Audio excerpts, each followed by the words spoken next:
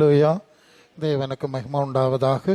இந்த நாளில் மீண்டும் ஒரு முறை உங்களோடு சேர்ந்து தேவனை மகிமைப்படுத்தும்படியாய் பரிசுத்த ஆவியானவர் நம்மோடு என்ன பேச விரும்புகிறாரோ அந்த காரியங்களை மாத்திரம் உங்களோடு பகிர்ந்து கொள்ளும்படியாய் தேவன் தந்த கிருபைக்காய் நான் தேவனுக்கு துதி செலுத்துகிறேன். அன்புக்குரிய யாவருக்கும் இரட்சகரும் ஆண்டவருமாய் இயேசுவின் நாமத்தினால என் அன்பின் நல்வாழ்த்துக்கள். அல்லேலூயா. பாஸ்டர் ஒரு காரியத்தை சொன்னாங்க. கேட்கிற வசனத்தை மனித வார்த்தையாக நீங்கள் நினைக்காமல் அதை தேவ வசனமாக நினைக்க வேண்டும் என்று காரியத்தை சொன்னாங்க. நான் எப்போதும் செய்தி சொல்லுவதற்கு செல்லும் போதும் நிற்கும் போதும் எனக்கு உண்டாகக்கூடிய முக்கியமான ஒரு உணர்வு இது. வழக்கமாய் கடமைக்கு பிரசங்கம் பண்ணுகிற வழக்கம் ஒரு நாளும் எனக்கு கிடையாது. தேவன் மனிதனோடு பேசுவதற்கு ஊழியக்காரர்களை பயன்படுத்துகிறார். ஆசாரியனுடைய வாய் ஞானத்தை காக்க வேண்டும், ஜனங்கள் அவனுடைய வாயிலே உதடுகள் அறிவை காக்க வேண்டும், அவனுடைய வார்த்தையிலே தேவனுடைய வேதத்தை தேடுவார்களே என்று வேதத்திலே ஊழியக்காரர்களை குறித்து சொல்லியிருக்கு. ஆகவே நான் இதில் ரொம்ப கவனமாக இருக்கிறவன். ஏனென்றால் ஒரு சூழ்நிலையை நாம் இப்படி அமைத்து ரொம்ப பக்தியாய் தேவன் என்னோடு பேச வேண்டும் என்று நாம் எதிர்பார்ப்போடு இருக்கிறோம். அப்போது தேவன் நம்மோடு பேச வேண்டும். ஊழியக்காரர்களாகி எங்கள் மூலமாக பேசணும். எங்களுக்கு ரிஸ்க் என்னன்னா சும்மா எதையோ உளறி விட்டு போய்விடக்கூடாதுங்கிறதுல மிக மிக கவனமாக இருப்பது என்னுடைய ஒரு நிலை. அதை தான் ஊழியக்காரர் உணர்த்தி இருக்கிறார். தேவ சத்தமாகத்தான் அது இருக்க வேண்டும் என்பது முக்கியமான ஒரு காரியம். தேவன் நமக்கு உதவி செய்யட்டும். பிலிப்பியர் 4ஆம் அதிகாரம் 19வது வசனத்தில், பிலிப்பியர் 4:19 படிங்க. அந்த வசனத்தை நீங்கள், தம்முடைய ஐஸ்வர்யத்தின்படி உங்கள் குறைவை எல்லாம் கிறிஸ்து இயேசுக்குள் மகிமையில் நிறைவாக்குவார். அல்லேலூயா. குறைவை நிறைவாக்குகிற ஒரு காரியத்தை குறித்து ஆவியானவர் பேசுகிறார். அதை தேவன் எப்படி செய்கிறார் என்பதை முதலாவது அறிந்து கொள்ள வேண்டும். தேவன் தம்முடைய ஐஸ்வர்யத்தின்படி நம்முடைய குறைவுகளை நிறைவு செய்கிறார் என்பதை முதலாவது நாம் புரிந்து கொள்கிறோம். அப்போ தேவனுடைய ஐஸ்வர்யம் என்றால் என்ன என்பதை நீங்கள் ரோமர் 11:33 ரோமர் 11:33 தேவனுடைய ஐஸ்வர்யமும் ரோமர் 11:33 தேவனுடைய ஐஸ்வர்யம் ஞானம் அறிவு என்பவைகளின் ஆழம் எவ்வளவா இருக்கிறது. ஓகே, போதும். அது எவ்வளவு நீங்கள் பின்னால் போகும்போது அதை ஆராய்ந்து முடியாது என்றெல்லாம் சில வார்த்தைகள் இருக்கிறது. அப்போ தேவனுடைய ஐஸ்வர்யத்தினுடைய தன்மை, அதனுடைய வேல்யூ, அதனுடைய ஆழம், அதனுடைய ஃபுல் டைமென்ஷன், முழு பரிமாணம் எவ்வளவு என்று நாம் ஆராய்ந்து முடியாது. அவ்வளவு சக்தி வாய்ந்த பிரம்மாண்டமான காரியம் என்பதை இந்த வசனத்திலிருந்து விளங்கிக் கொள்கிறோம். அப்படி என்றால் தேவன் நம்முடைய குறைவுகளை அவருடைய ஐஸ்வர்யத்தின்படி நிறைவாக்குவது என்றால் எந்த அளவு நிறைவாக்க வேண்டும், நிறைவாக்க முடியும், நிறைவாக்குவார் என்பதை ஒரு சின்ன ஐடியா நம்ம புரிந்து கொள்ளலாம். இப்போ முதலாவது நாம் புரிந்து கொள்ள வேண்டிய மிக முக்கியமான ஒரு காரியம், ஏன்னா அந்த ஐஸ்வர்யம் என்று சொல்லும்போது உலகத்திலே மனிதர்கள் நினைக்கிறதும் கருதுகிறதும் நம்புகிறதுமான காரியங்களை தான் ஐஸ்வர்யம்னு சொல்கிறாங்க இல்லையா. வழக்கமாக ஐஸ்வர்ய சம்பனர் ஐஸ்வர்யத்தை கொடுப்பார் என்றெல்லாம் இவர்கள் பேசுகிற காரியங்கள் எல்லாமே எந்த அடிப்படையில் இருக்கிறது என்று சொன்னால், இந்த உலகத்தில் எவைகளை ஐஸ்வர்யம் என்று அவர்கள் அறிந்திருக்கிறார்களோ இல்லையா, அந்த பேசுகிறவங்க இல்லைன்னா நம்புறவங்க எதிர்பார்க்கிறவங்க எதை ஐஸ்வர்யம்னு நம்புகிறாங்களோ, அறிஞ்சிருக்காங்களோ, புரிஞ்சிருக்காங்களோ அதை தான் தேவனுடைய ஐஸ்வர்யம்னு இவங்க தோன்றத தேவனுடைய ஐஸ்வர்யம் அப்படின்னு சொல்லிடுறாங்க. ஆனால் முதலாவது நாம் மிக முக்கியமாய் கவனிக்க வேண்டிய ஒரு காரியம், இந்த உலகத்தில் உள்ள எந்த காரியமும் தேவனுடைய ஐஸ்வர்யத்தின் பட்டியலில் இல்லை. அல்லேலூயா. இது கொஞ்சம் ஆழமான விஷயம், புதுமையாக இருக்கும். உலகத்தில் உள்ள எந்த காரியமும் தேவனுடைய ஐஸ்வர்யத்தின் பட்டியலில் இல்லை. ஏன்னா நீங்கள் ஆதியாகமம் 3ஆம் அதிகாரம் 17ஆம் வசனத்தில், ஆதியாகமம் 3:17 அந்த ஒரு வார்த்தை இருக்கிறது. ஆதாமிடத்தில் சொல்கிறார், பூமி உன்னிமித்தம் சபிக்கப்பட்டிருக்கும். சரிதானே? பூமி உன்னிமித்தம் சபிக்கப்பட்டிருக்கோம். வார்த்தை தெளிவு, அதில் ஒன்றும் மாற்றம் ஒன்றும் இல்லை. இதை சபித்தது யார்? இந்த பூமியை படைத்த ஜீவனாகிய கர்த்தர் தான் இந்த பூமியை இனி இது சபிக்கப்பட்டிருக்கும் சாபம்னு சொல்லிட்டார். இது உண்மைன்னு சொன்னால் இன்னைக்கு வரைக்கும் நாம் பல ரீதியிலே வசனங்களை தியானித்து கொண்டிருக்கிறோம். இந்த சரீர சாபம் நமக்கு தெரியும், பூமியினுடைய கஷ்ட சாபம் நமக்கு தெரியும், பல ரீதியில் நாம் சிந்தித்திருக்கிறோம். இப்படி இந்த பூமியை தேவன் சபித்திருந்தால், அந்த வசனம் உண்மைன்னு சொன்னால், இந்த பூமியில் உள்ள எந்த காரியமும் தேவனுடைய ஐஸ்வர்யத்தின் பட்டியலில் இருக்க முடியாது. சரிதானே? தெளிவாக பாருங்கள். இந்த பூமியில் உள்ள எந்த, ஏன்னா அவர் சபிச்சிட்டார்ல, நாம் தூர போட்ட ஒரு விஷயத்தை நம்ம ஐஸ்வர்யம்னு நாம் நினைக்கிறது இல்லைல்ல. வெறுக்கிற ஒரு விஷயத்தை, புறக்கணித்து விட்ட விஷயத்தை ஒரு நாளும் நாம் ஐஸ்வர்யம் என்று நாம் நினைக்க போவதில்லை. நாம் நினைக்க போவதில்லை என்று சொன்னால், தேவன் சபித்த காரியத்துக்கு உட்பட்ட எதையும் அவர் ஐஸ்வர்ய பட்டியலில் வைத்திருக்கவில்லை. தெளிவுதானே? சந்தேகம் இல்லாமல் தெளிவு. நம்பர் 1, ஏசாயா 65:17 அவர் சொல்லும்போது, இதோ நான் புதிய வானத்தையும் புதிய பூமியையும் சிருஷ்டிக்கிறேன், முந்தினவில் இனி நினைக்கப்படுவதில்லை, அது மனசில் தோன்றுவதில்லை. மீண்டும் ஒரு கன்ஃபர்மேஷன், இது வேண்டாம், இந்த பூமியை நான் சபிச்சது தான், தூரப்பட்டது தான், இனி எனக்கு வேண்டாம், இதுக்கு பதிலாக நான் புதுசை உண்டாக்க போகிறேன். என் மனசிலே இது வரப்படாது, என் நினைவிலே இது வரப்படாது. அந்த வார்த்தை, அந்த வசனம் ரொம்ப ஆழமுள்ளது. இப்போ மீண்டும் ஒரு கன்ஃபர்மேஷன், ஒரு உறுதிப்பாடு வந்துட்டு. அப்படி என்றால் நிச்சயமாக இந்த உலகத்துக்குரிய, இந்த உலகத்தில் உள்ள எதுவும் தேவனுடைய ஐஸ்வர்யத்தின் பட்டியலில் இருக்க முடியாதுங்கிறது ஒன்ஸ் மோர் கிளியர் தானே? கிளியர். இன்னொரு வசனம் பார்ப்போம். அது 2 பேதுரு 3:7-13 வரை நீங்கள் போகும்போது, இப்போ இருக்கிற வானமும் அக்கினிக்கு இரையாக வைக்கப்பட்டிருக்கிறது, பஞ்சபூதங்கள் வெந்து உருகி போகிறது, தேவனுடைய நீதி வாசமாக இருக்கும், இனி புதிய வானங்களுக்கும் புதிய பூமிக்கும் காத்திருக்கிறோம். வசனம் தெளிவு. இப்போ என்ன புரிஞ்சோம்? முதல்ல சாபம், 2வது நினைக்க மாட்டேன், 3வது தீ கொளுத்துவேன். சரிதானே? சரிதானே? அப்போ இதை நெருப்புனாலே கொளுத்த போகிறேன். இப்போ என்ன புரிஞ்சோம்? கண்டிப்பாக இந்த உலகத்தில் உள்ள எந்த விஷயமும் தேவனுடைய ஐஸ்வர்யத்தின் பட்டியலில் இல்லை என்பதை மிக தெளிவாக புரிந்து கொள்ள வேண்டும். அநேக நேரத்தில் ஐஸ்வர்யம் அல்லது தேவனுடைய ஐஸ்வர்யம், தேவனுடைய ஆசீர்வாதம், இதெல்லாம் நீங்கள் நிறைய செய்தி கேட்குறீங்க இல்லையா? பல சூழ்நிலையில் பல ரீதியில் கேட்குறீங்க. அது எல்லாம் எங்கேருந்து இருக்குன்னா, இந்த தேவன் சபித்ததும் மறந்ததும் தீ கொளுத்துவதுமான இந்த உலகத்துக்கு உட்பட்ட காரியத்தை தான் எப்போதும் பேசி கொண்டிருக்கிறார்கள் என்றால், இது மாபெரும் பொய், இது பெரிய வேத புரட்டு என்கிறதுல உங்களுக்கு சந்தேகம் இல்லை இல்லையா? இது முதல் கொஞ்சம் கொஞ்சமாக போவோம். சரி, இது தேவனுடைய ஐஸ்வர்யத்தின் பட்டியலில் இல்லை. இன்னொரு காரியத்தை இங்கே நான் நினைவுபடுத்த விரும்புகிறேன். இயேசுவின் சுவிசேஷத்தினுடைய 1ஆம் பிரசங்கமே, மனம் திரும்புங்கள், பரலோக ராஜ்யம் சமீபம். இந்த பூமிக்குரிய எதையும் தேடுவதற்கோ நம்புவதற்கோ சார்ந்திருப்பதற்கோ அந்த அடிப்படையில் இயேசுவின் முதல் செய்தியை அமையவில்லை. நம்ம தெளிவாக இருக்கணும். நான் வேணாத ஒரு சின்ன சபையாக இருக்கலாம், அதெல்லாம் நமக்கு பிரச்சனை கிடையாது. சத்தியத்தில் தெளிவாக இருக்கணும்.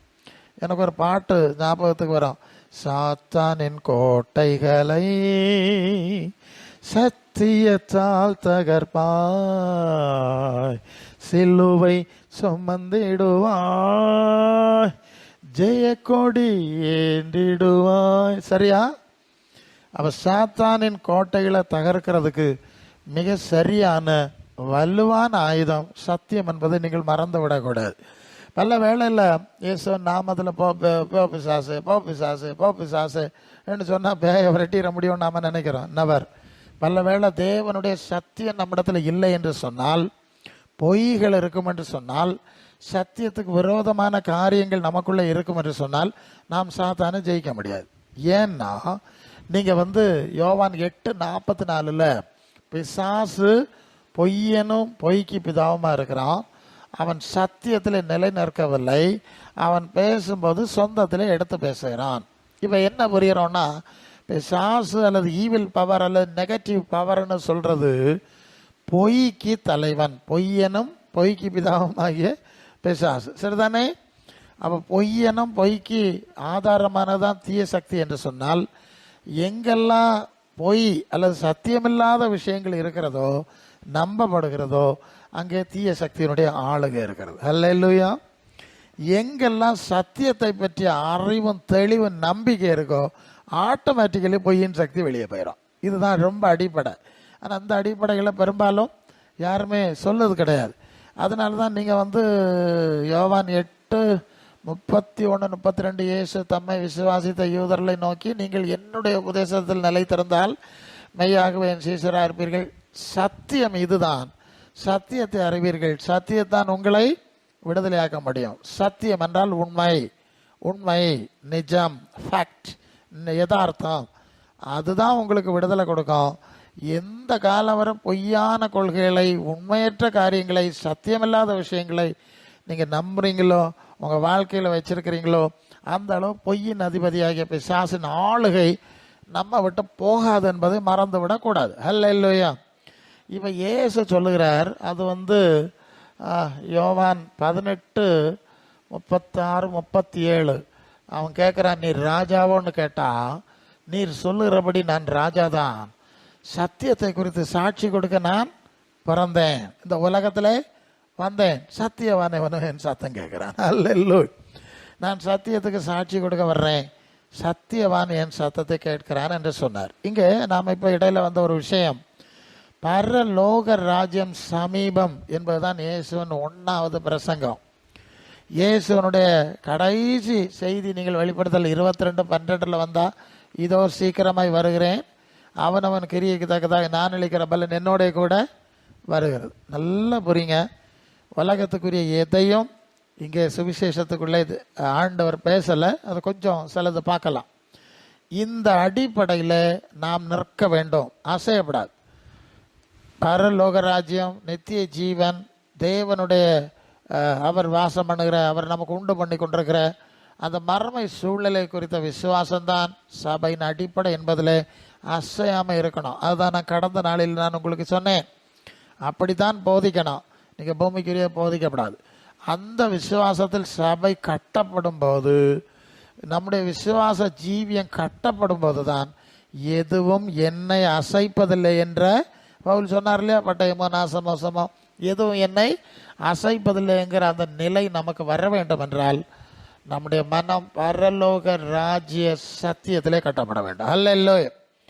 பூமிக்குரிய நிலையற்ற வேற காரியங்களின் அடிப்படையில் நம்முடைய விசுவாசம் கட்டப்பட்டால் அது எத்தனை நாள் நிற்கும் நமக்கு தெரியாது இல்லையா. நினையாத நேரம் நிலையற்றவைகள் நம்மை விட்டு ஈடுபட்டு போகும்போது நம்முடைய விசுவாசம் உடஞ்சிரும் இல்லையா. நான் அப்படி விசுவாசித்தேன், நான் இப்படி விசுவாசித்தேன், பல வேளை பலர் அப்படி சொல்லு, நான் கேட்டிருக்கேன், நான் அப்படி விசுவாசித்தேன், நான் இப்படி விசுவாசித்தேன், நான் எதிர்பார்க்கவில்லை, இப்படி ஆகிவிட்டது, அதனால் இது வேண்டாம், இந்த ஆண்டவர் வேண்டாம். அவர்கள் தவறான ஒரு நிலைப்பாட்டில் இருந்திருக்கிறார்கள். அல்ல இல்லையா, அப்படி இருக்க முடியாது. சில விஷயங்கள் அடித்தளம் இதுதான். நீங்கள் பழைய அனுபவங்களே சபையில் விசுவாசிகள் அப்படி தான் கட்டுவாங்க. அடித்தளம் நித்திய ஜீவன் பரலோக ராஜ்யம் தான். அதுக்கு சைடில் சில காரியங்களை எதிர்பார்த்துருப்பாங்க. சரி அது கிடைக்கல, அல்லனா விட்டு போச்சுன்னா சரி போட்டு, நமக்கு அஸ்திபாரம் அதுவும் இல்லவே இல்லையா. நம்முடைய அஸ்திபாரம் அதுவும் இல்லை. நம்முடைய அஸ்திபாரம் நித்திய ஜீவன், நம்முடைய அஸ்திபாரம் பரலோக ராஜ்யம், நம்முடைய அஸ்திபாரம் தேவனுடைய சித்தத்துக்கு ஒப்பு கொடுப்பது, அவ்வளவுதான். அதனால இதுக்கு கூடுதல் கவலைப்படுவதுக்கு ஒன்றும் இல்லை. இதுதான் உண்மை. அப்போ நம்முடைய அஸ்திபாரம் சரியான சத்தியத்திலே ஸ்திரப்பட வேண்டும். பொதுவாக ஊழியங்கள் ஒரு ப்ராப்ளம் உண்டு. ஜனங்கள் பல ஊழிய சூழ்நிலாம் பரிமாறுறதுனால தெரியும், பலரும் பல எதிர்பார்ப்புகளோடு வருவார், எக்ஸ்பெக்டேஷனோடு வருவார். எனக்கு நான் வாலிபனாக இருந்த காலத்தில் ஒரு சம்பவம், இந்த ஞான ஸ்நானம் சம்பந்தமான விஷயம் குறித்து நான் ரொம்ப ஆழமாய் நுட்பமாய் ஆராய்ந்து பேசுகிறவன். நானும் அந்த பாதையில் கடந்து வந்தவன். ஒரு கட்டத்தில், இது என்னுடைய பிகினிங், ஆரம்ப காலகட்டம், சிலர் ஞான ஸ்நானத்தை குறித்து அப்படி கொடுக்கணும், இப்படி கொடுக்கணும், உடனே கொடுக்கணும், அது அப்படியா இப்படியான்றெல்லாம் கொஞ்சம் என்னோட வயசில் பெரியவங்க, அவங்க பைபிள் காலேஜில் படிச்சுட்டு சில ஆர்கியூஸ் பண்ணாங்க. அது அவங்க சில ஆர்கியூமெண்ட் சொல்லுவது நியாயம் போல இருந்தது போல இருந்தது. நான் மனசில் வைத்து கொண்டேன், ஜெபிக்கிறேன், வேத வசனத்தை பார்க்குறேன். அது மட்டும் இல்லை, என்னோட சீனியர்ஸ் இருப்பாங்க இல்லையா, அவங்களோடு நான் பழகும்போது அந்த கருத்தை எடுத்து வைப்பேன். உதாரணமாக ஒரு குறிப்பிட்ட சபையின் சீனியராக இருந்த ஒரு போதகரை சந்திக்க போனேன். அவர் அங்கே இல்லை. அங்கே ஒரு மதர் இருந்தாங்க, சீனியர் மதர் இருந்தாங்க. அப்போ நான் சொன்னேன், பாஸ்டர் இல்லையான்னு கேட்டேன். இல்லை, என்ன விஷயம்னு கேட்டாங்க. நான் சொன்னேன், இல்லை, ஒரு முக்கியமான விஷயத்தை குறித்து ஒரு சீனியர் பாஸ்டரோட ஒரு சில விஷயங்கள், ஒரு சின்ன கன்சல்டேஷன் பண்ணலான்னு வந்தேன் அப்படின்னு. உடனே அவங்க கேட்டாங்க, அது என்ன சந்தேகம் கேளுங்க. அவங்க ஒரு மதர் தான், சீனியர் மதர். நான் இதெல்லாம் பெரிய போதகர் இடத்துல விவாதிக்க வேண்டும்னு போயிருக்கிறேன். இல்லை, என்ன விஷயம் சொல்லுங்கன்னாங்க. ரொம்ப ஆர்வமாக சொன்னாங்க. சொல்லுங்களேன், நான் கேட்குற கேள்வியின் தன்மை அப்படி இருக்கு. அப்போ தான் அந்த ஞான ஸ்நானம் வந்து சீஷராக்கி கொடுக்கணும். அவருடைய விசுவாசத்தை கொஞ்சம் உறுதிப்படுத்தி அதை ஸ்டடி பண்ணி அதை கன்ஃபார்ம் பண்ணி கொடுக்க வேண்டும். வந்த உடனே ஞானஸ்நானம் கொடுத்துட முடியாதுங்கிறது ஒரு நிலைப்பாடு இருக்கிறது. இல்லை, விசுவாசித்த உடனே கொடுத்துடலாம், நான் விசுவாசிக்கிறேன் வந்துடுறேன்னா கொடுத்துடலாம் அப்படின்னு ஒரு சாரார் சொல்லுகிறார்கள். இன்னொரு பகுதி இல்லை, அது கொஞ்சம் உறுதிப்படுத்த வேண்டிய விஷயம், சீஷராகுதல் கன்ஃபார்ம் பண்ண வேண்டியது இருக்கிறது. ஏன்னா யோவான் சொல்கிறார் இல்லையா, ஞானஸ்நானத்துக்கு வர்றவர்கள் விரியன் பாம்பு குட்டிகளை உங்களை வாரக்கு சொன்னது யார், திருப்பி அனுப்புகிறேன். ஸோ ஏன்னா நான் ஞானஸ்நானம் எடுத்த போது அந்த சம்பவம் நடந்துட்டு, நான் ஒரு தான் ஆம்பளை, அந்த பக்கம் 5 பொம்பளை. அப்போது அவர் மீண்டும் ஒவ்வொருத்தருக்கா ஜோம் பண்ணுவார். மோட்சகன்சாது கிருபாசனத்தில் அங்கேயாக்கும் ஞானஸ்நானம் எனக்கு தந்தவர் அவர். அப்போது கடைசி நேரம் அந்த ஆற்றுக்கு கூட்டிகிட்டு கொண்டு போகிற நேரத்தில் மீண்டும் ஜோம் பண்ணிட்டு, எனக்கு மறுபக்கம் 5 பொம்பளைகள், அதில் ஒரு வயசான பாட்டியம்மா எப்படியும் 50க்கு கூட தான் இருக்கும். அவங்கள்ட்ட பார்த்து சொன்னார், உனக்கு இப்போ வேண்டாம், நீ இப்போ அடுத்த வருஷம் பார்க்கலாம், வருஷத்துக்கு ஒருக்கா தான் ஞானஸ்நானம் அங்கே கொடுப்பாவ. அப்போ இனி அடுத்தது என்னது, அடுத்த வருஷம்தான். திருப்பி அனுப்பிட்டார். அப்போ எனக்கு மனசில் கேள்வி, எனக்கு கன்ஃபார்ம்டு, நீ தேவனுடைய கரத்தில் இருக்கிறாயின்னு சொல்லிட்டார், அனுமதி கிடச்சிட்டு. மனசில் வச்சுருந்தேன், இது அடுத்த வருஷம் அந்த தாயார் இருப்பாங்களான்னு நமக்கு தெரியலையே, திருப்பி அனுப்பிட்டாரு என்று மனசில். ஆனால் அவங்க எல்லாம் பெரிய ஆளும் இல்லையா, நம்ம என்ன செய்ய முடியாது, அவங்கள்ட்ட எதிர்கேள்வி கேட்க முடியாது இல்லை, மனசில் வைத்து கொண்டேன். இப்போ மீண்டும் ஊழிய சூழ்நிலைக்கு வந்தாச்சு. இப்படி சிலர் இது பண்ணும்போது நான் ஒன்ஸ் மோர் கன்ஃபார்ம் பண்ணுறது போகிறேன். அந்த மதர், அப்போ இதை பற்றி உங்களுடைய கருத்து என்னன்னு கேட்டேன். நான் எல்லா ஊழியக்காரர் சீனியர் ஊழியக்காரெலாம் மதிக்கிறேன், அவங்களுக்கு ஐடியா. அவங்க அருமையாக ஒரு பதில் சொன்னாங்க பாருங்க. அது பிரதர், நிறைய பேர் இங்கே ஞானஸ்நானம் இடத்துக்கு வருவாவ, அவைய வார நோக்கம் எல்லாம் ஞானஸ்நானம் எடுத்தால் சோக்கை எடுக்கணும் ஆகணும், இங்கே ஞானஸ்நானம் எடுத்தால் ஒரு கல்யாணம் பண்ணலாம், குடும்பம் அதுக்கணும், வேற ஒரு நன்மைக்கோ அல்லது ஏதோ ஒன்று நினச்சிட்டு ஞானஸ்நானம் எடுக்கிறதுக்கு வாராவ. நாங்கள் யாரெல்லாம் பரலோக ராஜ்யத்துக்கு போகிறதுக்கு ஞானஸ்நானம் எடுக்க வந்திருக்காவேன்னு பார்க்கணும். இப்போ புரியுதா சொல்லுது? பரலோக ராஜ்யத்துக்கு போகிறதுக்கு ஞானஸ்நானம் எடுக்க யாரெல்லாம் வந்திருக்கா, இல்லைன்னா அதை சொல்லி அதை என்ன செய்யணும், கன்ஃபார்ம் பண்ணி அதில் கன்ஃபார்ம் ஆகிறாளான்னு பார்க்கணும். எங்களுக்கு பரலோக ராஜ்யத்துக்கு போகிறதுக்கு ஞானஸ்நானம்னா அந்த ஐடியாவில் தான் கொடுக்கணும். இதுதான் சரியானதுன்னு சொன்னேன். நான் சொன்னேன், ரொம்ப நன்றி, அருமையான விஷயம் இதுதான். அதுதான் சொன்னேன், பரலோக ராஜ்யம் என்ற அன்றைக்கு சபைக்கு நிலைமையை சொல்லுகிறேன். அல்ல இல்லையா, வேற கதை ஒன்றும் பேச இல்லை, உனக்கு அது தருவார் பூமி, அந்த பேச்சே கிடையாது. அவ்வளவு கண்டிப்பு. உபதேசம் கேட்டாலும் ஜோம் பண்ணி பார்த்துக்கிட்டு தகுதி இல்லைன்னு திருப்பி அனுப்பின, அதை பார்த்துட்டு வந்தவனாக்க நான். சரி, அப்போது பரலோக ராஜ்யம்ங்கிறது அடித்தளம், பூலோக ராஜ்யம் சாபத்தில் இருக்குது, இது தள்ளப்பட்டாச்சு, தீக்குளத்தை வச்சுருக்காங்கிறலாம் ஓரளவு நமக்கு தெரிஞ்ச விஷயம்.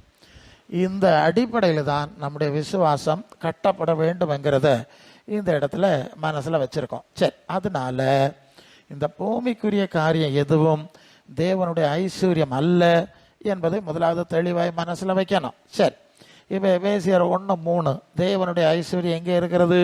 எபேசியர் 1:3 வேகமாக படிங்க பார்ப்போம். அவர் உன்னதங்க ஸ்தோத்திரம், பிதாவாகி தேவனுக்கு ஸ்தோத்திரம். கிறிஸ்துவுக்குள் உன்னதங்களிலே ஆவிக்குரிய சகலவித ஆசீர்வாதங்களினாலும் ஆசீர்வதித்திருக்கிறார். அங்கே ஒரு வார்த்தை இருக்கிறது, உன்னதங்களின் ஆசீர்வாதம். என்ன வார்த்தை? உன்னதம். உன்னதம்னு சொன்னா உச்சகட்டமான உயரம்னு அர்த்தம். சரியா? பூமி இல்லை, காணுகிற மேகக்கூட்டம் இல்லை, வானம் இல்லை, உன்னதம், அதுக்கு ரொம்ப மேலே, ரொம்ப மேல். இஸ்லாமியருடைய புனித நூல் திருக்குரான், முஸ்லிம்கள் அதில் இறைவன் அல்லாஹ் இல்லைன்னா கடவுள் பிதா தேவன்னு சொல்கிறோமே, அவர் எங்கே இருக்காருங்கிறத பற்றி ஒரு வசனம் இருக்குது. 7 வானங்களின் மேல் அர்ஷ் இல்லைன்னா சிம்மாசனத்தில் அவர் இருக்கிறார். எத்தனை வானமா? 7 வானங்களுக்கு மேலே சிம்மாசனத்தில் இருக்கிறாருன்னா, அங்கே அந்த வேதம் எல்லாம் படித்தவன் இல்லையா, வாசிக்கிறோம். சரி, இப்போ என்ன புரிகிறோம்னு சொன்னால் உன்னதங்களின் ஆசீர்வாதம். அப்போ தேவனுடைய ஐஸ்வர்யம் எங்கே இருக்கிறதுன்னா பூமியிலே இல்லை, மேகத்திலே வானத்திலே இல்லை, உன்னதங்களில் மிக உயரமான சூழ்நிலையில் இருக்கிறது என்பதை இங்கே புரிந்து கொள்கிறோம். ஏன்னா அவர் இருக்கிற இடமா அதுதான். அந்த அந்த மேலான ஐஸ்வர்யங்கள் இருக்கிற இடமும் அங்கே தான் இருக்கிறது என்பது மிக முக்கியமாய் மனசில் வைக்கணும். இந்த பூமியில் உள்ள எதையும் ஐஸ்வர்யம் என்று நாம் நினைக்க முடியாது. யோவான் 14:27 இயேசு சொல்லுவார், உலகம் கொடுக்கிற பிரகாரம் நான் உங்களுக்கு கொடுக்கறதில்லை. அல்லேலூயா. என்ன சொல்லுவார்? உலகம் கொடுக்கிற பிரகாரம் நான் உங்களுக்கு ஏன் கொடுக்கறதில்ல? என்னுடைய ஐஸ்வர்யம் அந்த உலகத்தில் இல்லை. எப்படி? அது உன்னதத்தில் இருக்கிறது. உன்னதங்களின் ஆசீர்வாதம். இந்த உலகத்தில் அந்த மாதிரி ஐஸ்வர்யம் இல்லாதனால எனக்கு உலகம் தர மாதிரி தர முடியாது. உலகத்தின் அதிபதி சொல்லுகிறான், அது லூக்கா 4:6 தானே, அவன் என்னை பணிந்து கொண்டால் பூமியின் மகிமையும் மேன்மையும் காண்பித்து இவைகளெல்லாம் என்னிடத்தில் இருக்கிறது, அவைகளை நான் உமக்கு தருவேன். பூமியின் மேன்மையான காரியெல்லாம் எனக்கு ஒப்புவிக்கப்பட்டிருக்கிறது இல்லையா? அப்போ பூமியின் பொக்கிஷங்கள் ஐஸ்வர்யங்கள் என்று நினைக்கப்படக்கூடிய மேன்மையான காரியம் எல்லாம் பிசாசு சொல்கிறான் என்கிட்ட இருக்கு. அது தேவன் சபிச்சதுனால தூர போட்டுட்டார். இப்போ நான் வச்சிருக்கேன், என் கையில் இருக்கு. இதை எனக்கு இஷ்டமானவனுக்கு நான் கொடுப்பேன். இயேசு சொல்லுகிற வார்த்தை, உலகம் கொடுக்கிற பிறகு நான் தர முடியாது. ஏன் தர முடியாது? என்னட்ட இருப்பதெல்லாம் உன்னதமானது, உலகத்தில் உள்ளதல்ல, மகா மேன்மையான உன்னதமான காரியம் இருக்கிறது என்று சொல்லுகிறார். 1 கொரிந்தியர் 2:9 தேவன் தம்முடையவர்களுக்கு ஆயத்தம் பண்ணினதை கண்ணு காணவில்லை, காது கேட்கவில்லை, அது இருதயத்திலே தோன்றவும் இல்லை. தேவன் அவைகளை தம்முடைய ஆவியினாலே நமக்கு வெளிப்படுத்தினார். அல்லேலூயா. அப்போ தேவ பிள்ளைகளுக்காக ஆயத்தம் பண்ணுகிற காரியங்கள் கண்ணுனாலே பார்க்க முடியாது, கண்ணுனாலே பார்க்க முடியாது, காதுனால கேட்க முடியாது, அது நம்முடைய அறிவில் தோன்றாது. ஏன்னா அது ரொம்ப உன்னதமானது. அல்லேலூயா. நம்முடைய அறிவுக்கும் பார்வைக்கும் ரொம்ப உன்னதமானது. ஆகவே அதை அறிய வேண்டும் என்று சொன்னால் தேவனிடத்திலிருந்து புறப்பட்டு வந்த ஆவி. அதுதான் அது 12ஆம் வசனம். 1 கொரிந்தியர் 2:12 நாங்கள் உலகத்தின் ஆவியை பெறாமல் தேவனால் எங்களுக்கு அருளப்பட்டதை அறியும்படி தேவனிடத்திலிருந்து புறப்பட்டு வந்த ஆவியை பெற்றோம். ஆவிக்குரியவளை ஆவிக்குரியவோட சம்பந்தப்படுத்தி காண்பிக்கிறோம். ஜென்ம சோபமுள்ள மனுஷன் அதை அறிந்து கொள்ள மாட்டான், அது அவனுக்கு பைத்தியமாக தோன்றும். அவனுக்கு தெரிஞ்சது மண்ணு கல் இங்கே உள்ளதானே, அதுக்கு மேலே தெரியாது. அப்போ அதுக்கு மேலே தெரியணும்னா உன்னதமான தேவனிடத்திலிருந்து உன்னதத்திலிருந்து வர்ற ஆவி, அதுதான் லூக்கா 24:49 உன்னதத்திலிருந்து வரும் பலனால் தரிப்பிக்கப்படுவரை எருசலேமில் இருங்கள்னு ஆண்டவர் சொன்னார். அப்படித்தான் அந்த உன்னதமான காரியங்களை அறிந்து கொள்ள முடியும். அப்போ முதலாவது தேவனுடைய ஐஸ்வர்யம் உன்னதத்தில் பரலோகத்தில் இருக்கிறது என்பதை நாம் முதலிடத்தில் புரிந்து கொள்ள வேண்டும். அப்போ தேவனுடைய ஐஸ்வர்யத்தின்படி தான் நம்முடைய குறைவை அவர் நிறைவாக்க முடியும் என்பதை முதலாவது மனசில் வச்சிருங்க. ரெண்டாவது, ஒரு ஐஸ்வர்யவானை குறித்து ஆண்டவர் ஒரு ஓமை சொல்லுவார். அது லூக்கா 12ஆம் அதிகாரத்தில் 19 இருக்கிறது. அதில் 20, 21 வசனத்தில் வந்தால் அந்த ஐஸ்வர்யவானை பற்றி சொன்னார். அவன் பெரிய ஐஸ்வர்யவான், அவனுக்கு நிறைய வயலெல்லாம் தோட்டம் அதெல்லாம் இருந்தது. அவன் புசிச்சு குடி நீ பெரிய பாக்கியவான் ஐஸ்வர்யவான் எல்லாம் சந்தோஷமாக நினச்சிட்டு இருந்தான். அப்போ தேவன் அவனிடத்தில் ஒரு கேள்வி கேட்டாராம். என்ன மதிகேடனே, இன்று உன் ஆத்மா உன்னை விட்டு எடுத்துக்கொள்ளப்படுமானால் நீ ஐஸ்வர்யவாய் நினைத்த காரியங்கள் யாருடையதாகும், அதானே அதுக்கு பொருள் அப்படின்னு சொல்லிட்டு அடுத்த வசனத்தில் சொல்கிறார், தேவனிடத்தில் ஐஸ்வர்யமாக இராமல் தனக்கு தானே உலகத்திலே ஐஸ்வர்யவானாக இருக்கிறவன் இப்படியே இருக்கிறான். இப்போ 2 ஐஸ்வர்யம். ஒன்று தேவனிடத்தில் ஐஸ்வர்யமாக இருப்பது, அது நிலையானது நித்தியமானது.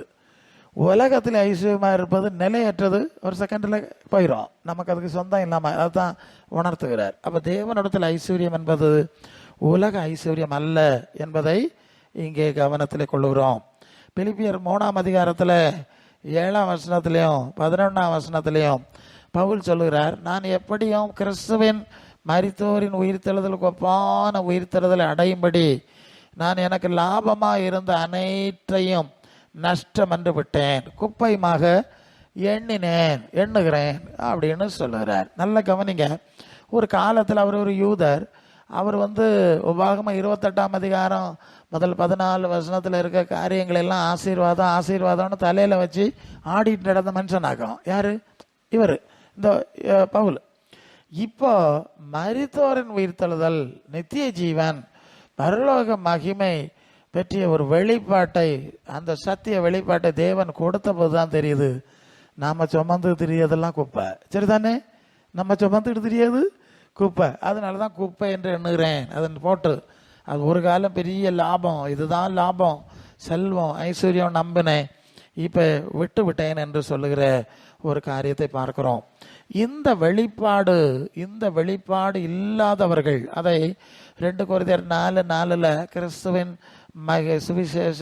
மகிமையின் சுவிசேஷத்தின் ஒளி பிரஜாதியாருக்கு பிரகாசமாயிராதபடி இப்பிரபஞ்சத்தின் தேவனானவன் மனக்கண்களை குருடாக்கினான். அப்போ தேவனுடைய ஐஸ்வர்யத்தை பற்றி அறிவு அவர்களுக்கு கிடையாது, குருடாக்கி போச்சு. இந்த உலக காரியங்கள் தான் ஐஸ்வர்யமாக தெரிஞ்சதுனால இதையே ஆசீர்வாதம் ஐஸ்வர்யம் என்று பேசுகிற அநேக குருடர்களை நம்ம பார்க்குறோம் இல்லையா? இது ஆண்டவருடைய வார்த்தையில் சொன்னால், குருடனுக்கு வழிகாட்டினால் 2 பேரும் குழியிலே விழுவார்களே. சரி, அப்படி ஒரு குருட்டு கூட்டம் இருக்கிறதை நாம் பார்க்குறோம். சரி, அது 1 யோவான் 4, 5, 6 படிக்கிறோம். அவர்கள் உலகத்துக்குரியவர்கள் உலகத்துக்குரியவர்களை பேசுவார்கள். நாங்கள் தேவனை அறிந்தவன் எங்களுக்கு செவி கொடுக்கிறான். இதனால சத்திய ஆவி இன்னதென்றும் வஞ்சிக்கிற ஆவி இன்னதென்று அறிந்திருக்கிறோம். அப்போ உன்னதத்திலிருந்து வந்த ஆவி பெற்றவர்கள் உன்னத ஐஸ்வர்யம் பற்றி பேசுகிறார்கள், உலகத்தின் ஆவியை பெற்றவர்கள் உலகத்தை ஐஸ்வர்யம் என்று பேசுகிறார்கள். யாக்கோபு 1:10 ஐஸ்வர்யவான் புல்லின் பூவை போல ஒளிந்து போவான், புல்லின் பூவை போல ஒளிந்து போவான் என்று சொல்லுகிறார் யாக்கோபு. இதெல்லாம் அந்த உலகத்தின் ஐஸ்வர்யம்னுவிய சொல்லிட்டு தெரிய நிலைமை இப்படி இருக்கிறது என்று சொல்லுகிறார். இப்போ மத்தேயு 19ஆம் அதிகாரத்தில் 16 23 வரும்போது 23 வரை ஒரு சம்பவத்தை பார்க்குறோம். ஒரு மனுஷன், ஒரு பெரிய ஐஸ்வர்யவான் தான், வாலிபன். அவன் இயேசுவிடத்தில் ஒரு கேள்வி கேட்டான், நித்திய ஜீவனை அடைவதற்கு என்ன செய்ய வேண்டும்? நல்ல கேள்வி. இயேசு சொன்னார், நீ நியாயப்பிரமாண கால மனுஷன் தானே, நியாயப்பிரமாண கட்டளை கடைப்பிடி, உனக்கு நித்திய ஜீவன் கிடைக்கும். இதெல்லாம் சின்ன வயசுலேயே நான் கடைப்பிடிக்கேன், ஆனாலும் எனக்கு சாவு பயமாக இருக்குது. அவன் கேட்கிட்ட கேள்விக்கு அர்த்தத்தை நம்ம பார்க்கணும். அதெல்லாம் இருக்கேன், இன்னும் என்ன இடத்துல என்ன குறை உண்டுன்னு கேட்குறான். அப்போ இயேசு சொன்னார், நீ உனக்கு உண்டானவளை விற்று தரித்திரருக்கு கொடு, அப்போ பரலோகத்தில் பொக்கிஷம் உனக்கு உண்டாயிருக்கும். பின்பு சிலுவை எடுத்துக்கொண்டு என்னை பின்பற்றி பூரண சரக்குணனாக விரும்பினால், பூரண நிறைவான ஆசீர்வாதம் வேணும் அப்படின்னா நீ இதெல்லாம் கொடுத்துட்டு வா, பரலோகத்தில் பொக்கிஷத்தை சேர்த்துரு, சிலுவை எடுத்துக்கிட்டு என்னை பின்பற்றி வான்னு சொன்னார். அப்போ அவன் பெரிய ஐஸ்வர்யவானாக இருந்ததுனால இந்த வார்த்தைகளை கேட்டு துக்கத்தோட திரும்பி போய்விட்டான். என்ன விஷயம்னு கேட்டிங்கன்னா, அவன் பெரிய செல்வந்தான், ஐஸ்வர்யவான். அவனுக்கு ஆசை, என்னதான் ஐஸ்வர்யமாக இருந்தாலும் ஒரு நாள் செத்து போமே, நினச்சிருக்காம செத்து போயிடுவான் இல்லையா? தாத்தா பாட்டி தாத்தா ஆனாலும் செத்து போவான் இல்லையா? சாவாமல் இருக்குது எப்படின்னாக்க அவன் நித்திய ஜீவனை மனசிலாக்கின விஷயம். ஏசு நித்திய ஜீவனை கொடுக்குறேன்னு பிரசங்கம் பண்ண கேட்டோன்னா, ஓ அப்படி கொடுக்காரா, எப்படி கொடுக்காரு பார்ப்போன்னாக்கம் அவன் சாவாமல் உலகத்தில் வாழலான்னு ஆசை இல்லையாக்க நித்திய ஜீவனை கேட்டான். இப்போ அவர் சொன்னார், இல்லை நீ சொல்லு, இதெல்லாம் பொக்கிஷம் கிடையாது, தேவனுடைய ஐஸ்வர்யமும் கிடையாது, நித்தியமும் கிடையாது, பார்த்துக்க, இதெல்லாம் கொடுத்துட்டேன்னா பரலோகத்தில் பொக்கிஷம். எங்கே? பரலோகத்தில், உன்னதத்தில் பொக்கிஷத்தை சேர்த்து வை, எடுத்துட்டியா பின்னாலவா நாம் பூரண ஆசீர்வாதம் தாரேன்னா, ஐயோ அது எனக்கு வேண்டாம் அப்படின்னு போய்விட்டான். ஆண்டவர் சொன்னார், ஐஸ்வர்யவான்கள் பரலோக ராஜ்யத்தில் பிரவேசிப்பது அரிதுன்னு சொல்லிட்டார். அப்போ பூலோக காரியங்களை ஐஸ்வர்யம்னு தலையில் கொண்டு தெரிகிற ஆளுகள் பரலோக பொக்கிஷத்தை இழக்கிறார்கள் இல்லையா? தேவனுடைய ஐஸ்வர்ய காரியங்களை இழக்கிறார்கள், அதான் அரிது. இவன் இதையே தலையில் வச்சு ஆடிட்டு இருப்பான், மேலே பார்க்க மாட்டான், இதை விடவும் மாட்டான், அதை எடுக்கவும் மாட்டான். கக்கத்தில் இருக்கிறத விழவும் படாது, உரியில் இருக்கிறத எடுக்கவும் வேணாம், மேலே கையை தூக்குனா இதுக்குள்ள விழுந்துடும், இதை பாதுகாக்க போனால் அதை எடுக்க முடியாது. இப்படி ஆக்கம் அநேகருக்கு நல்ல. சரி, அப்போது இப்படி தான் அநேக ஐஸ்வர்யவான்கள் இருக்கிறார்கள் அப்படிங்கிறத ஆண்டவர் குறிப்பிடுகிறத காரியத்தை பார்க்குறோம். இங்கே கவனிக்க வேண்டிய ஒரு விஷயம், அவன் பெரிய ஐஸ்வர்யவான், அவனுக்கு எல்லாம் இருந்தப்புறம் அவனுக்கு ஒரு பெரிய குறை இருந்திருக்கு இல்லையா? குறை இருந்ததுனால தானே கேட்க, எனக்கு நித்திய ஜீவன் வேணும், என்கிட்ட இல்லை, அது தர முடியுமா அப்படின்னு வந்தது. காரணமே அவனுக்கு வாழ்க்கையில் அவன் ஒரு பெரிய குறையோடு இருந்திருக்கிறான். இவ்வளோ பெரிய ஐஸ்வர்யவானாக இருந்த பிறகும் அவனுக்கு திருப்தி வரல, பெரிய ஐஸ்வர்யவான்களாக இருக்கவங்களுக்கும் அவங்களுக்கு கிட்ட கேட்டால் எப்படி இருக்குது, ஏன்னா அவைய நிறைய குறைய சொல்ல போகிறாவ. எனக்கு உடல் நிலை சரியில்லை, பொருளாதார நிலை சரியில்லை, அரசியல் நிலை சரியில்லை, எதையாவது சொல்லிட்டு இருப்பாவ. யார்கிட்டையாவது போய் எப்படி இருக்குதியா, நான் ரொம்ப நல்லா இருக்கேன், ரொம்ப நிறைவாக இருக்கேன்னு சொல்ல மாட்டாவ. சொன்னால் போய் சில ஆளுகிட்ட கேட்டால் எப்படி இருக்குது, நான் நல்லா இருக்கேன். அங்கே 1000 பிரச்சனை, அங்கே 1000 குழப்பத்தில் தான் கிடக்கும். இது சும்மா படம், வெளியே சொல்லுது. உண்மையாக சொல்லு ஆளுகள் ஒரு நாளும் சொல்ல மாட்டாவ. உண்மையில் நல்லா இருக்குதுங்களா, என்னத்தை உண்மையாக தானே சொல்லுது, அது எல்லாருக்கும் உள்ள பிரச்சனை இருக்கத்தான் செய்யுது. இது சும்மா சொல்லிக்கிடுது. அப்போது உண்மையில் எனக்கு அது சரியில்லை, இது சரியில்லை, மனைவி சரியில்லை, பிள்ளை சரியில்லை, புருஷன் சரியில்லை, வேலை சரியில்லை, ஏதாவது ஒன்றா சொல்லத்தான் செய்யாது. இல்லைன்னா உடல்நிலை சரியில்லை. எப்படியா கடைசியில் நம்ம எல்லாருக்கும் உடல்நிலை சரியில்லைன்னு வருது. அப்போ குறைவோடு தான் எந்த உலகத்தில் உள்ள மேன்மைகளும் குறைவாக தான் இருக்கிறது, அது நிறைவாக இல்லை என்பதை மிக மிக முக்கியமாக கவனத்தில் கொள்ளணும். இந்த நிறைவு தராத விஷயத்தை தான் ஐஸ்வர்யம் ஆசீர்வாதம்னு சொல்லி பரிசங்க மாதிரி தலைக்கும் பெயிண்ட் அடிச்சுட்டு உலகத்தை ஏமாற்றி முட்டாளாக்குது. சரியா? சரி, நான் முன்னால் வருது, நேரம் போயிடக்கூடாது. ஒரு பிரபலமான ஊழியக்காரர் உண்டு, அவர் பெரிய தீர்க்கதரிசி, ரொம்ப பிரபலம். கோட்டு டெய்யெல்லாம் போட்டுக்கிட்டு தான் விளம்பரம் நோட்டீஸ் எல்லாம் ஒட்டுவாவ. இல்லை அப்படி தான் அவர் நிற்பார், கோட்டு டெய்யில் தான் வருவார். அவருக்கு கதையை கேட்டால், அவருக்கு மனைவி ஒரு புத்தகம் எழுதியிருக்காங்க, முள்ளில் ரோஜா. நான் பேரெல்லாம் சொல்ல விரும்பல அளவுக்கு, முள்ளில் ரோஜா. அந்த புத்தகத்தை நான் படித்தேன். அவருக்கு அந்த பிரபலமான ஆசீர்வாத பிரசங்கிக்க மனைவி ஆகும்.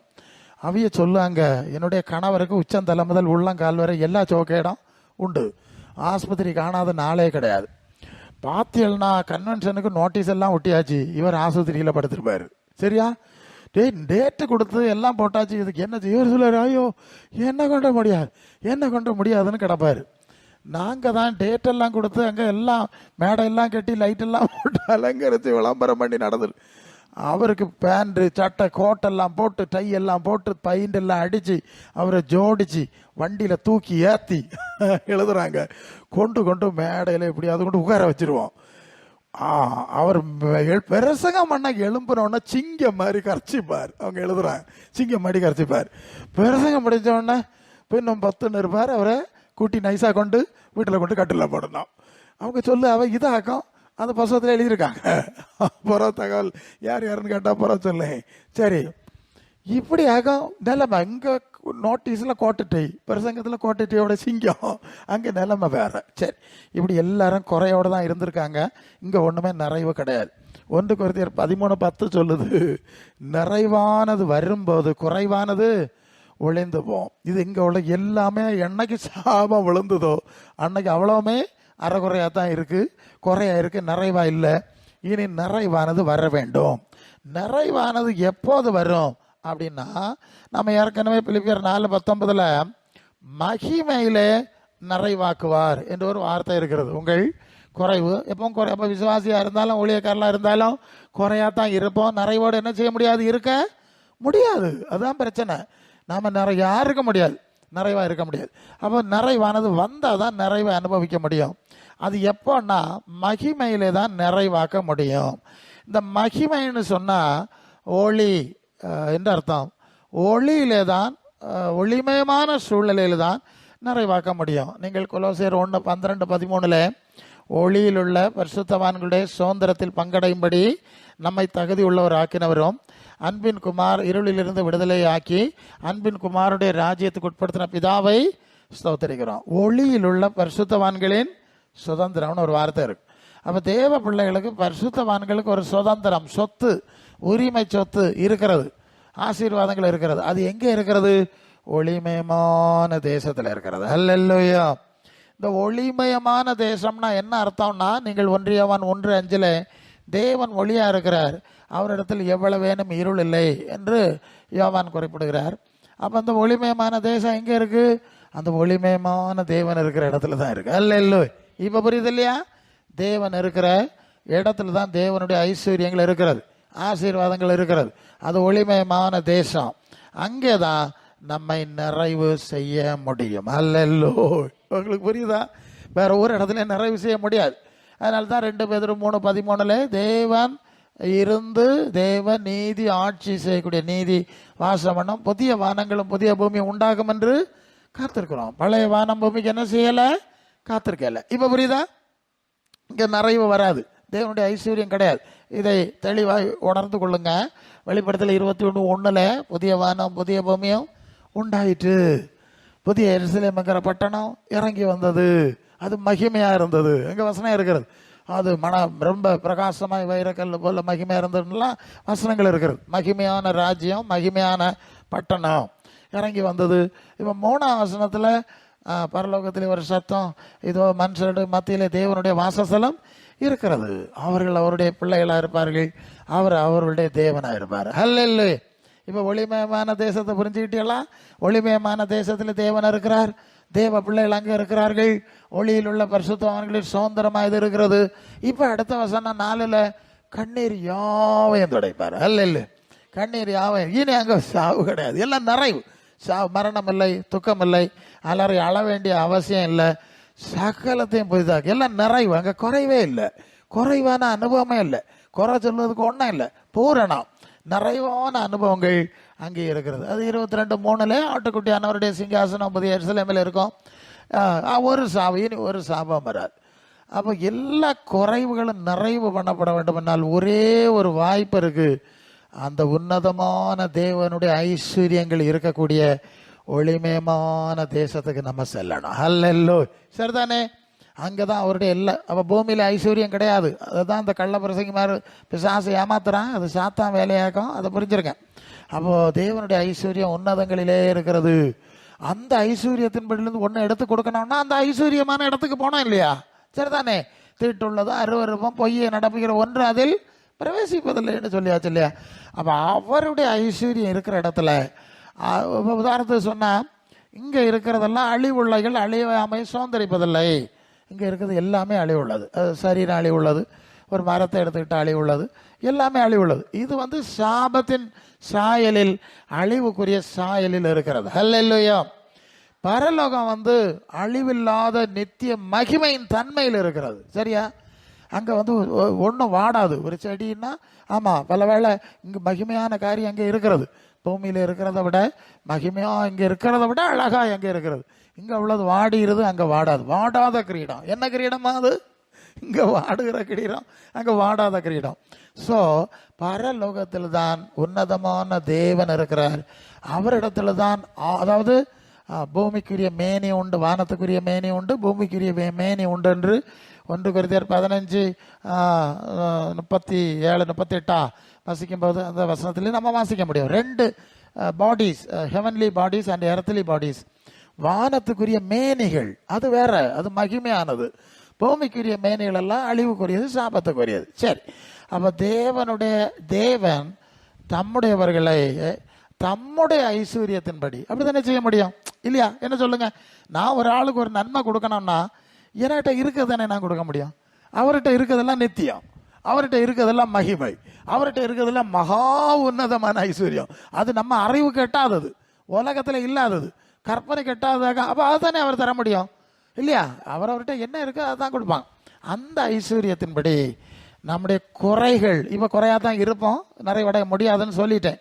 இந்த குறைவான நிலையெல்லாம் அந்த மகிமையிலே, அந்த ஒளிமயமான தேசத்தில் அவர் நிறைவாக்குவார் என்றுதான் ஆதி திருச்சபைக்கு அடிப்படை உபதேசம் சொன்னாங்க. அல்ல, இப்படி உபதேசத்தில் நீங்கள் கட்டப்படணும், தெளிவாய் கட்டப்படணும், நேர்த்தியாய் கட்டப்படணும். இந்த வேதம் தான் எல்லார்ட்டையும் இருக்கு, ஒன்றும் மாற்ற முடியாது. இதை தான் நீங்கள் மற்றவர்களுக்கு கொடுக்கணும். சரியா? நீங்கள் தேவனுடைய ஐஸ்வர்யத்துக்கு சம்பந்தம் இல்லாத விஷயத்தை கொடுத்தீங்கன்னா சீக்கிரமாகவே பிரச்சனை வரும், ஆளை காணாமல் போயிடும். அல்ல இல்லையா? இல்லையா? அது நிற்காது இல்லையா? நிரந்தரம் இல்லை இல்லையா? நிலையானது இல்லை இல்லையா? அது காணாமல் போயிடும். ஆகவே இந்த நாட்களில் மீண்டும் நம்முடைய இதுதான் அப்போஸ்தலர் தீர்க்கதரிசி அஸ்திபாரம்னு சொல்லுது. அல்ல இல்லையோ? நம்முடைய கிறிஸ்தவ ஜீவியத்தின் ஆவிக்குரிய அஸ்திபாரத்தை நாம் செப்பனிடுவோம், உறுதிப்படுவோம், உறுதிப்படுத்துவோம். இந்த தேவனுடைய ஐஸ்வர்யத்துக்கு சம்பந்தம் இல்லாத, தொடர்பில்லாத, மாயையான, நிலையற்ற கவர்ச்சிகளை எல்லாம் விட்டு விடுகிறோம். இப்போ தெரியுதா? 1 யோவான் 2:15 உலகத்தில் அன்பு கூறாதிருங்கள், கண்களின் இச்சை, மாம்சத்தின் இச்சை, ஜீவனத்தின் பெருமை இவை தேவனால் உண்டானதல்ல, உலகத்தால் உண்டானதுன்னு தெரியுதா? உலகம் அதன் இச்சையும் ஒளிந்து போகக்கூடியது. தேவனுடைய சித்தத்தின்படி செய்கிறவனோ தேவனுடைய ஐஸ்வர்யத்தை பற்றி நித்தியமாய் அங்கே நிலைத்திருப்பான். அல்ல, இந்த ஆவிக்குரிய அறிவினால நம்முடைய ஜீவியத்தை நாம் கட்ட வேண்டும். கட்டும்போது தான் பூமிக்குரிய அழிவுக்குரிய சாயல் போய் தேவனுடைய மகிமையின் சாயல் நமக்குள்ள வரும். அந்த சாயலில் இங்கே இருக்கும்போதே பூரணம் அடைகிறோம். பிறகு முழுமையாய் புதிய சரீரம் புதிய மகிமையோடு அந்த மகிமையின் ராஜ்யத்திலே நாம் பங்கடைய முடியும். ஆகவே இந்த வார்த்தைகளின் அடிப்படையில் நாம் இன்னும் தொடர்ந்து தியானித்து அர்ப்பணித்து ஜபித்து நம்முடைய ஆவிக்குரிய வாழ்க்கையை கடந்து செல்ல கர்த்தர் நமக்கு உதவி செய்யட்டும். ஆமென்.